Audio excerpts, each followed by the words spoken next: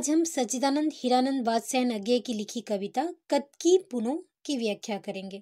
इस कविता में कार्तिक मास की पूर्णिमा का वर्णन किया गया है।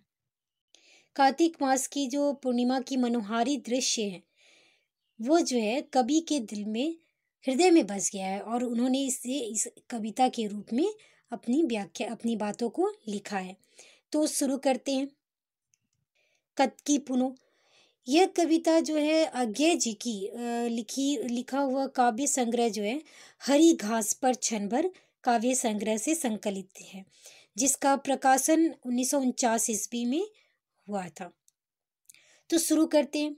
छिटकी रही चांदनी मदमाती उन्मादिनी, कलगी मोर सजाओ ले कास हुए है बावले, पकी ज्वार से निकल ससो की जोड़ी गई फलांगती, सन्नाटे में बांक नदी की जगी चमक कर झांकती।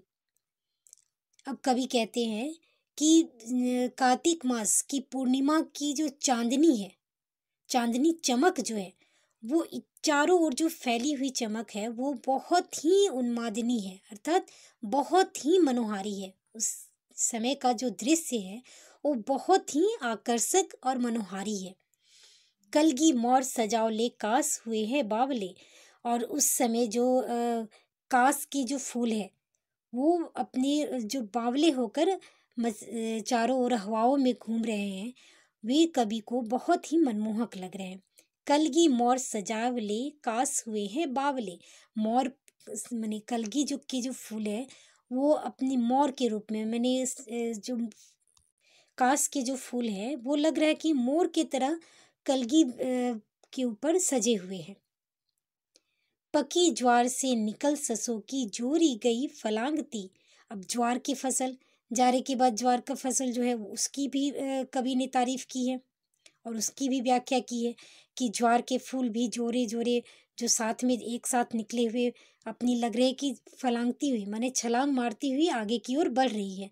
सन्नाटे में बाक नदी में जगी चमक कर झांकती, और चारों तरफ ठंड के मौसम में चारों तरफ जब सन्नाटा छाया रहता उस समय बाक नदी में जो चांद की जो चमक है, जो चांद की जो रोशनी है वो जब बाक नदी के ऊपर पड़ती है तो ऐसा मालूम होता है जैसे कि वो अपना मुंह उसमें देखने की कोशिश कर रही है।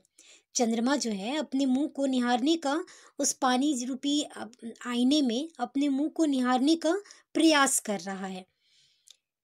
अब कुहार छिना और महीन झरझर परे आकाश नीम, उजली लालिम मालती गंध के डोरे डालती, मन में दुबकी है उल्लास ज्यों परछाई हो चोर की, तेरी बाट अगोरते ये आंखें हुई चकोर की। अब कवि कहते हैं कि कुहार अर्थात कुहासे जो है चारों ओर छिटकी इस महीने में, और आकाश में एकदम झरझर परे आकाशनी माने चारों तरफ कुहासा और सन्नाटा छाया हुआ है, और उसमें जो नए नए फसलों की जो सुगंध है वो लग रहा चारों ओर मदमाती हुई खुशबू फैला रही है। मन में है दुबकी उल्लास ज्यों पर छाई हो चोर की, और कवि जो है ऐसे मतलब प्रतीत हो रही है ऐसी दृश्य को, कवि ने अपने शब्दों में लिखा है कि मन में ऐसा महसूस हो रहा है कि उल्लास से जैसे चोर अपनी परछाई, इन सभी चीजों का जो उल्लास है वो कवि के हृदय में ऐसे दुबका हुआ है मानो कि उल्लास ज्यों परछाई हो चोर की, जैसे चोर की परछाई दिख रही है, चोर दिखाई नहीं पड़ रहा बल्कि उसकी हल्की सी परछाई दिखाई पड़ रही है। तेरी बाट अकोरते ये आंखें हुई चकोर की। अब कवि कहते हैं कि जिस तरह की एक प्रिय अपनी प्रियसी के इंतजार में उसकी टकटकी लगा के बैठे रहता है, उसी प्रकार कवि जो है ये कार्तिक मास की पूर्णिमा को अगोरते चकोर की तरह अगोर रहे हैं। और जब ये समय बीत जाता है तो कवि के हृदय में जो ये दृश्य है इतनी अद्भुत छटा भी लगा बिछा बैठती है कि कवि इसको भूल नहीं पाते हैं, और एक चकोर की तरह एक प्रिय की तरह अपनी प्रियसी का इंतजार अगोरते हुए करते हैं और चकोर का की तरह उस प्रेयसी का इंतजार करते हैं। तो इस तरह से कवि ने इस कार्तिकी मास पुनो जो है इस कविता में कार्तिक मास की पूर्णिमा का मनोरम एवं मनोहारी दृश्य अपने शब्दों के द्वारा अभिव्यक्त किया है। कार्तिकी पुनो कविता में श्रेष्ठ प्राकृतिक बिंब देखने को मिलता है। कवि जो है, जैसे हमने इस पंक्तियों में पढ़ा है, कवि जो है काश के फूटने का चित्र प्रस्तुत करते हैं। जैसे काश के जो फूल अंकुरित होके उसमें से जब लगते हैं, कलियां लगती है, तो उसका भी दृश्य प्रस्तुत किया है।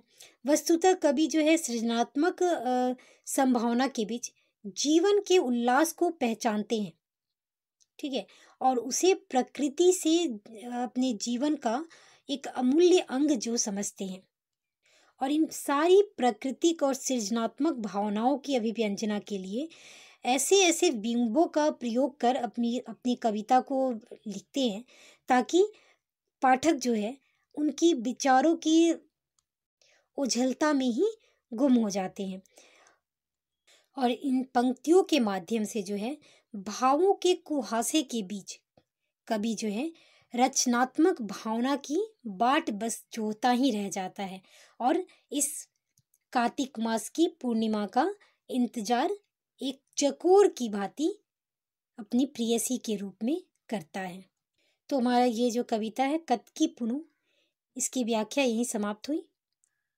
अगर आपको ये वीडियो अच्छा लगा तो लाइक करना ना भूलें। धन्यवाद।